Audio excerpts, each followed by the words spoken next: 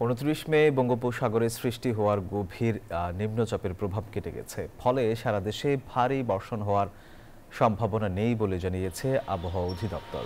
তবে বিচ্ছিন্নভাবে কয়েক জায়গায় হালকা থেকে মাঝারি বৃষ্টিপাত হতে পারে। শনিবার দুপুরে রাজধানীর আগারগাঁওয়ে আবহাওয়াবিদ ওমর ফারুক জানান, আগামী এক সপ্তাহ রাজধানী সহ সারা দেশে ভারী বর্ষণ হওয়ার সম্ভাবনা নেই। ফলে যেসব অঞ্চলে স্বল্পমেয়াদী বন্যার সৃষ্টি হয়েছে সেখানকার পানিও কমতে শুরু করবে।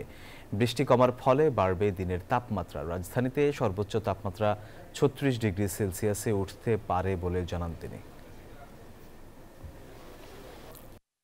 গভীর নিম্নচাপ সেটার অবস্থান এখন আসাম বা তার আশেপাশে এলাকায়, ফলে এর প্রভাব কিন্তু বঙ্গোপসাগরে অনেকটাই কমে গেছে। এর ফলে আমরা কিন্তু বঙ্গোপসাগরে যে ৩ নম্বর স্থানীয় সতর্ক সংকেত ছিল সেটি নামিয়ে ফেলতে বলেছি, এবং যে ঝড় বৃষ্টির যে পরিমাণ সেটা অনেকটাই কমে গেছে। শুধু আজকে দেশের উত্তর এবং পূর্ব অঞ্চলে বৃষ্টিপাতের পরিমাণটা কিছুটা বেশি থাকবে।